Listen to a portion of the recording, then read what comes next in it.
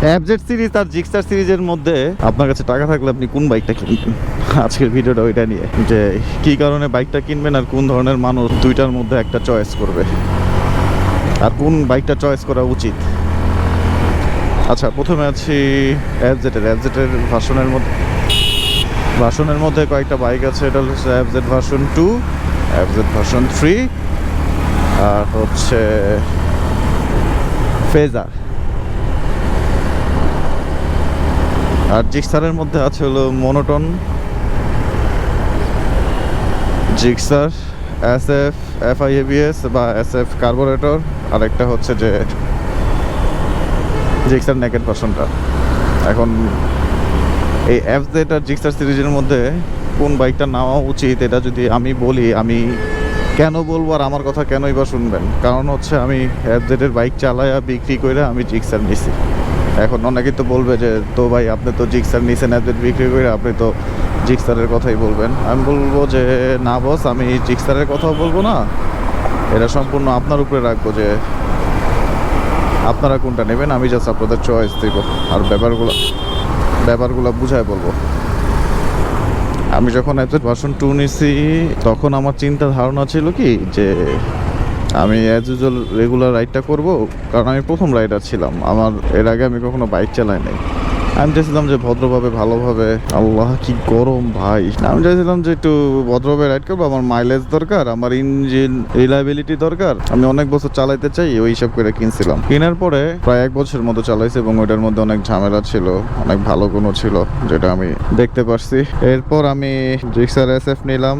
SF নেওয়ার পরেও আমি বুঝলাম যে ব্যাপারগুলা সেমই, জাস্ট 19-20 কি আমি বলি, সবাই বলে না ইসের দাম কম, জিক্সারের SF নাই, আমার পার্টসের দাম কম। কিন্তু ইয়ামার পার্টসের দাম কম হইলে কি হয়েছে, ইয়ামা পার্টস বেশি লাগে। আর জিক্সারের পার্টসের দাম বেশি হইলে কি হয়েছে, জিক্সারের পার্ট কম লাগে একটা সার্টেন সময় পর্যন্ত।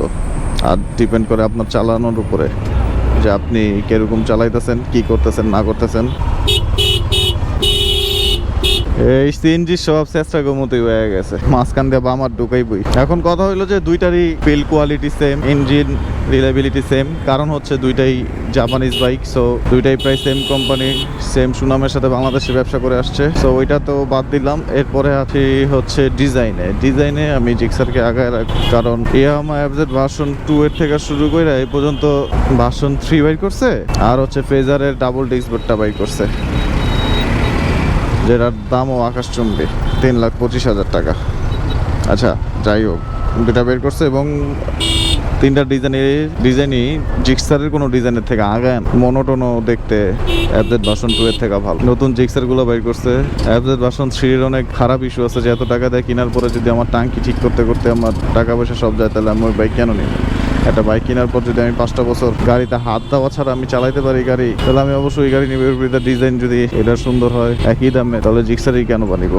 এরপরে হচ্ছে স্পিডের ব্যাপারটা। আমি যখন ইয়ামাহা চালাইছি তখন স্পিডিং ইস্যু ছিল একটু, বলবো না যে ছিল না, খুবই ভালোভাবে ছিল। ইনিশিয়াল কোনো প্রকার টান ছিল না, যেটা এটার মধ্যে আছে। এটার ডিজাইন ভালো, এই টাইপের বাইক তো ইয়ামাহা বাইরই করে নাই।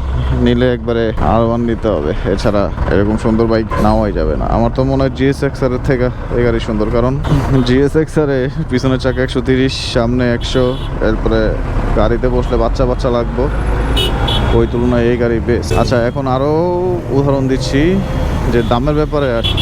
আমার প্রত্যেকটা গাড়ির সাথে তুলনা করলে প্রত্যেকটা গাড়ির দাম হচ্ছে কি 5,000 10,000 করে এরা বেশি, আর আমার 5,000 10,000 করে কম। আচ্ছা, এই 5,000 টাকার বিনিময়ে যদি আমি একটু স্পিড ভালো পাই, একটু দেখতে সুন্দর গাড়ি পাই, সেম গাড়ি একটু দেখতে সুন্দর পাই, তাহলে তো আমি অবশ্যই জিক্সারের কথাই বলবো। সো বাকিগুলো আপনাদের উপর। আমি বলছি যে ইয়ামাহা তেল যা খায়, জিক্সারের তেল তাই খায়। মোবিল যা লাগে এটার মোবিল তাই লাগে। মেনটেনেন্স খরচ অত বড় তো ঘুরায় ফিরে একই, যে এটার কম লাগে কিন্তু দাম বেশি, আর ইয়ামাহার বেশি লাগে কিন্তু দাম কম। সো সবই সেম, তাহলে আমি কেন 5-6 হাজার টাকা বাড়ায় আমি জিক্সার নিব না, ভালো ডিজাইনের গাড়ি নিব না কেন?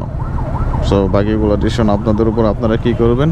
আর হরান লাগতেছে গাড়ি না চালাও, যে পরিমাণ রোদ, রোজার মধ্যে এত রোদ, এই অবস্থায় বেরিয়েছি কাজে, গলাটলা শুকায় যেতেছে, ঠিক মতো কথাও বলতে পারতেছি না। ওকে, আল্লাহ হাফেজ, আসসালামু আলাইকুম হাবিবিস, ভালো থাকবেন সবাই, দেখা হবে নেক্সট কোনো ভিডিওতে ইনশাল্লাহ।